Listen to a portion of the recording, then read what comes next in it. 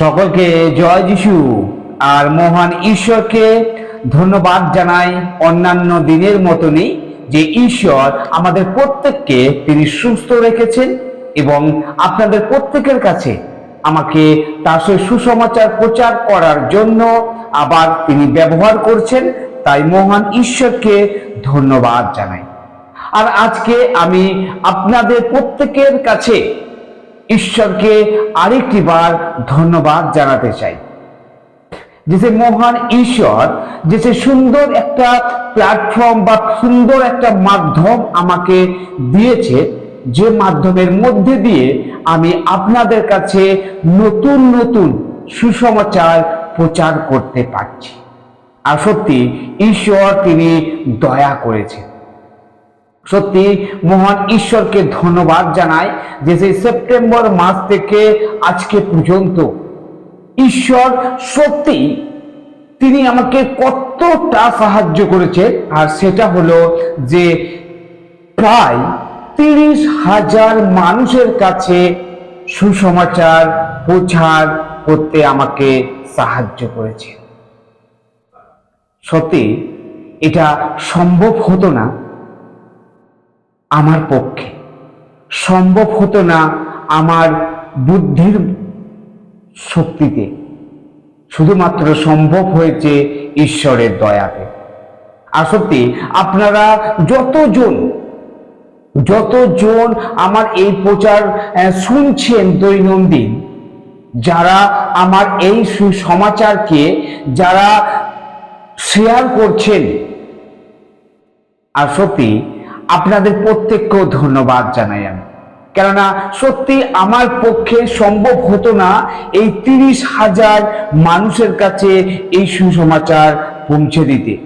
আর সত্যি আপনারা প্রত্যেকে আমাকে সেইভাবেই সাহায্য করেছেন সেই শেয়ারের মাধ্যমে, আর সেই জন্যই সম্ভব হয়ে উঠেছে। তাই আপনাদের প্রত্যেককেও জানাই ধন্যবাদ।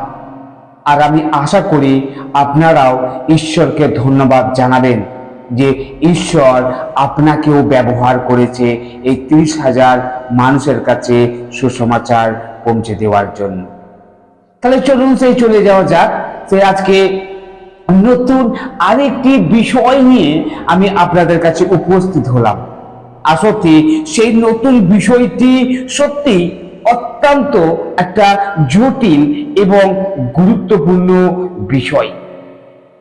আর সত্যি আজকে যে বিষয়টি আমি বলতে চলেছি, আর সেই বিষয়টি সত্যি আমরা অনেকেও শিকার হয়েছি। আজকে যে বিষয়টি আমি বলতে চলেছি, আর সত্যি সেই বিষয়টি সত্যি খুব একটা লজ্জাজনক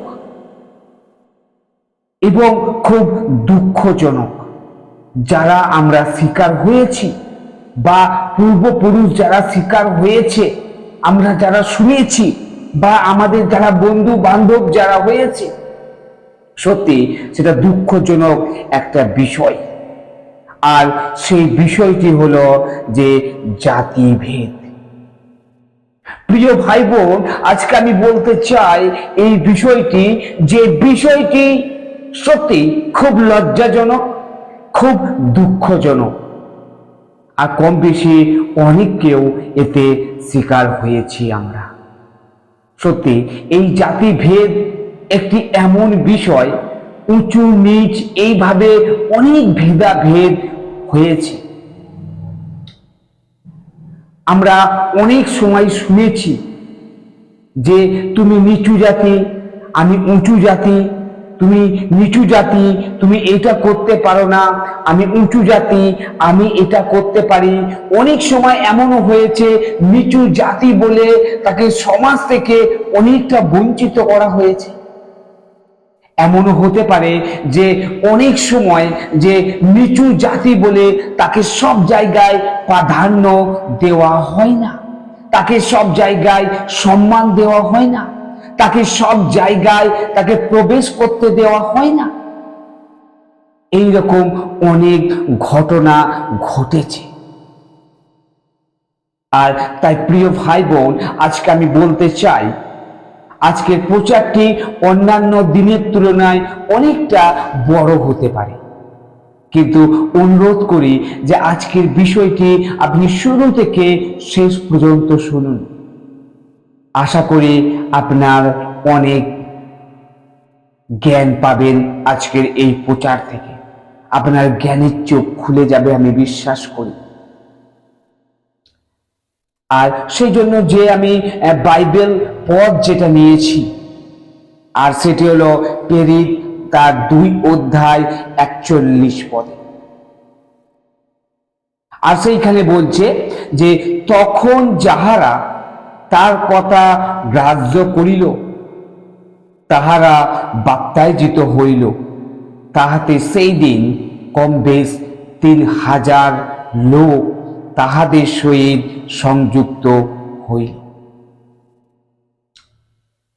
এই বাক্যটি শোনার পরে আমাদের মনে হতে পারে বাক্যটির সাথে বিষয়টির কি মিল রয়েছে, কিন্তু আজকে আমি যেটা বলতে চেয়েছি বা চাইছি সেই বিষয়টি হলো আমাদের অনেক সময় এটা শুনতে হয়েছে যে শুধুমাত্র যারা নিচু জাতি আজকে তারাই যিশুকে গ্রহণ করে, আজকে যারা গরিব তারাই যিশুকে গ্রহণ করে।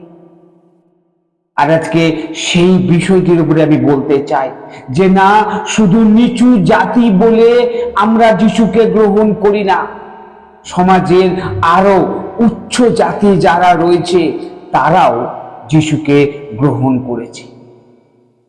আজকে সেটারই প্রমাণ আমি দিতে চাই। বিশেষ করে আমরা যারা এই ভারতবর্ষে বাস করি, আজকে আমাদের জন্য এই বিষয়টি, আজ আমরা যারা ভারতবর্ষে বাস করছি, আমরা অনেক সময় শুনেছি যে না, এই ভারতবর্ষে সর্বজাতি বাস করে, সবাই মিলে রয়েছি, কিন্তু মনে রাখবেন এই ভারতবর্ষতেই এই ভেদাভেদ হয়েছে। তাই প্রথম যে আমার বিষয় আর সেটি হলো যে জাতিভেদ। 1500 খ্রিস্টপূর্বে আর্যরা যখন ভারতবর্ষে প্রবেশ করে, তাহারা জাতিভেদ প্রথাকেও সঙ্গে নিয়ে আসে। তাহলে এই ভারতবর্ষে প্রথমে কারা এই জাতিভেদ শুরু করেছিল? সেটা হলো যে আর্যরা। তারা মানুষ মাত্রকে 4টি ভাগে ভাগ করেছিল। তারা এই ভারতবর্ষতে মানুষকে 4টি ভাগে তারা ভাগ করেছিল। আর সেটা আমরা ইতিহাসেও সেটা পড়েছি, সেটা ইতিহাস সাক্ষী রয়েছে। আর সেই 4টে জাতি ছিল ব্রাহ্মণ, ক্ষত্রিয়, বৈশ্য ও শূদ্র। এই সমাজের, এই ভারতবর্ষে এই সমাজের সবচেয়ে উচ্চ জাতি বলে কারা গর্ব করতেন? তারা হলো যে সেই ব্রাহ্মণ। সেই ব্রাহ্মণরা হলো যাজক এবং তারা ছিল এই সমাজের সর্বোচ্চ উঁচু জাতি। তারপরে ক্ষত্রিয়, যারা রাজা এবং শাসক বা সেপাই ছিল, আর তারা ছিল ক্ষত্রিয় ছিল তারা। আর বৈশ্য যারা, তারা কি ছিল? তারা ছিল যে জমির মালিক ছিল, তারা ব্যবসায়ী বা যারা হাতের কাজ জানতো, আর তাদেরকে বৈশ্য জাতি বলা হতো। আর শূদ্র কারা ছিল? সেই শূদ্র ছিল সেই মজদুর, যারা ছিল মজদুর, আর তারা ছিল শূদ্র জাতি। এই সমস্ত জাতির আবার বিভিন্ন রকম শাখাও ছিল, যা প্রায় 3000 কাছাকাছি। সেগুলোর আবার প্রশাখা প্রায় 25,000-এর মতন ছিল। এই জাতিভেদে সম্মিলিত নয়, এই রকম নির্বাসিত জাতি ছিল যারা কি অন্যদের পদদলিত ছিলেন, তাদেরকে দলিত বলা হতো। সেই দলিতদের অস্পৃশ্য ও ঘৃণিত মনে করা হতো। আমরা প্রত্যেকে বুঝতে পারছি যে আজকের বিষয়টি আমি কি বলতে চলেছি, যে কাদেরকে সেই পদদলিত করা হয়েছিল, আর সেই উচ্চ জাতির লোকেদের এদের ধারে কাছে যাওয়া বারণ ছিল সেই নিচু জাতিদের, যাহাদের কোনো জাতির মধ্যে ধরা হতো না। পথে চলার সময় কোনো দলিত যদি অপর দিকে কোনো উচ্চ জাতির লোককে আসতে দেখত, তাহলে তাকে পথের কিনারে সরে যেতে হতো। একটা নিচু জাতি, যারা শূদ্র ছিল, যারা পদদলিত ছিল, যারা নিচু জাতি ছিল, তারা যে রাস্তা দিয়ে হেঁটে যেত, সামনে দিয়ে যদি একটা উচ্চ জাতির মানুষ আসতো, আর তখন তাকে রাস্তার এক ধারে তাকে সরে যেতে হতো। দলিতদের ছাওয়া উচ্চ জাতির উপরে পড়া নিষিদ্ধ ছিল। দলিতদের নোংরা মনে করার কারণে তাদের ছায়াকেও নোংরা মনে করা হতো।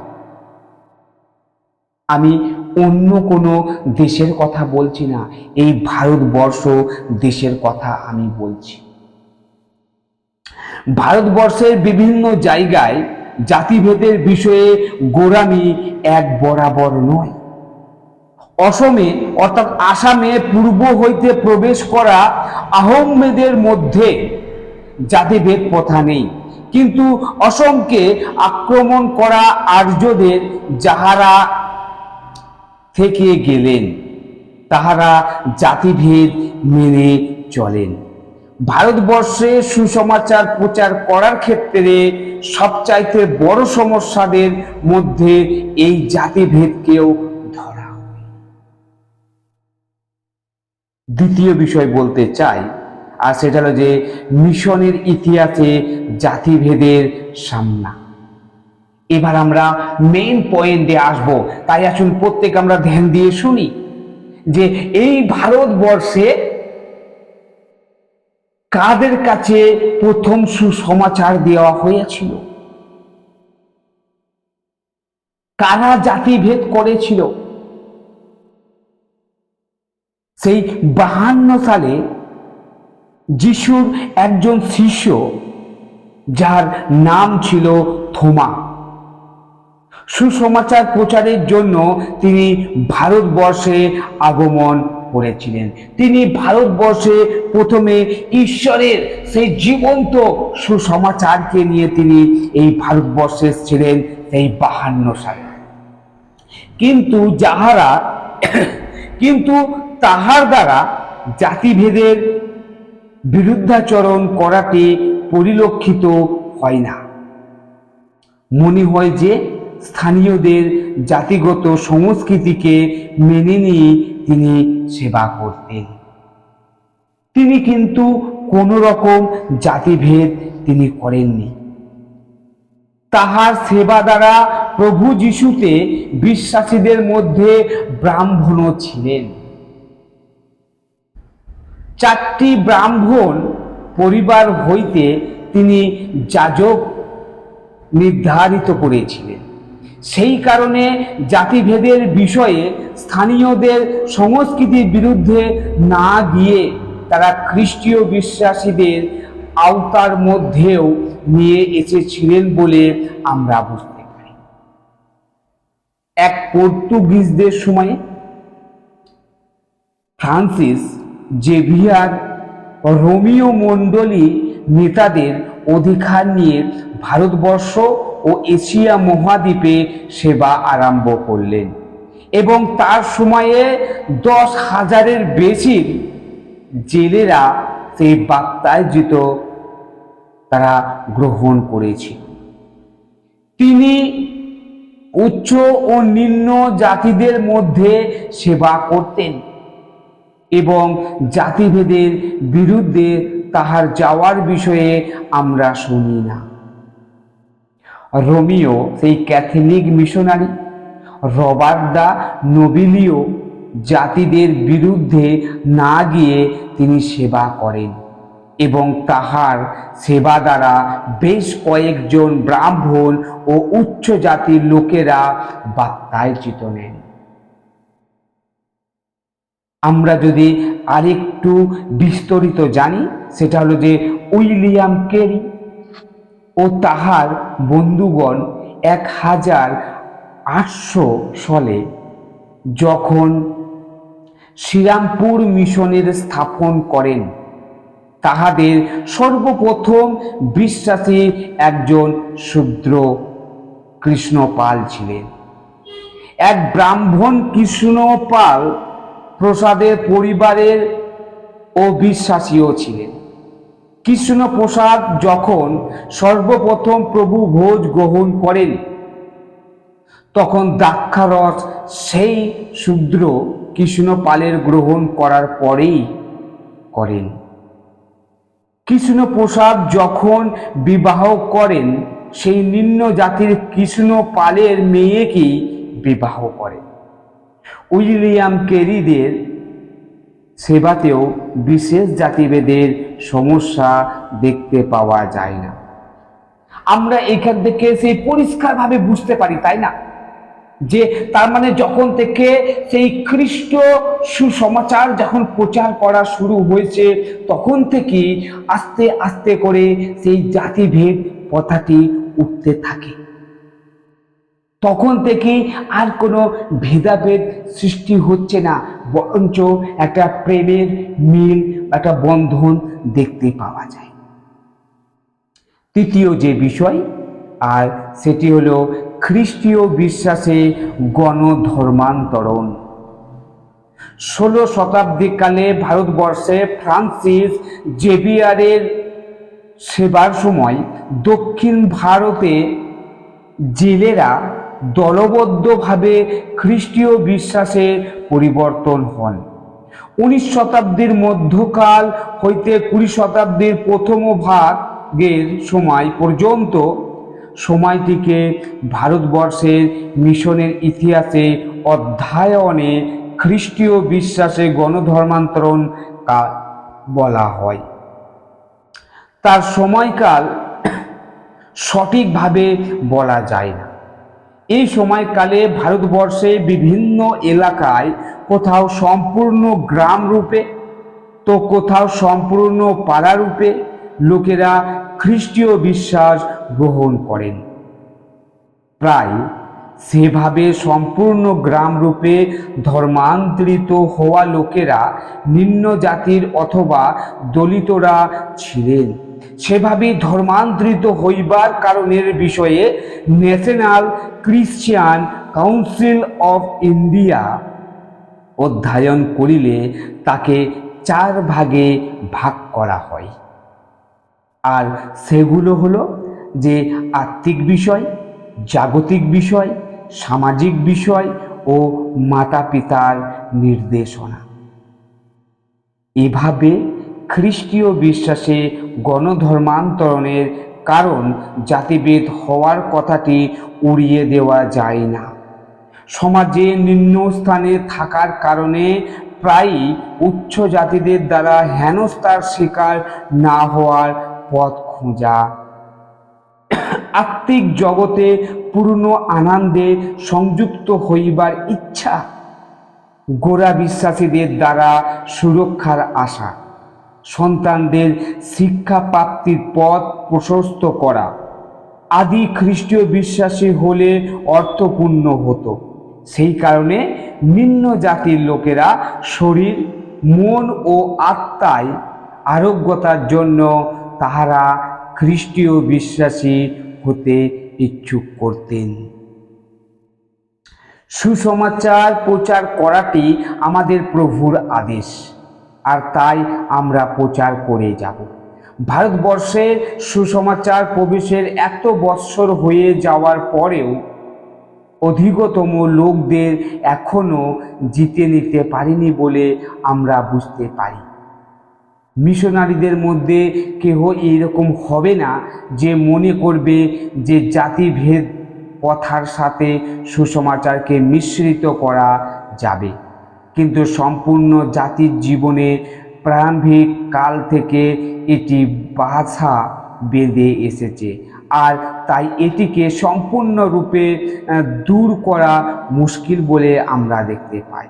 কিন্তু আমাদের এ কথাটি শেখাতে হবে যে জাতিভেদ ঈশ্বরের দেওয়া মূল শিক্ষার সাথে মেলে না। মণ্ডলীকেও ভারতবর্ষে সেবার পথে সাবধান, জাতিভেদ প্রথার মন্দ দিকটি নতুন বিশ্বাসীদের হৃদয়ে গভীরভাবে বুঝিয়ে দেওয়াটি প্রয়োজন হবে। ঈশ্বর তার আপন বাক্যে আমাদের প্রত্যেককে আশীর্বাদ করুক। আমেন। জয় যিশু।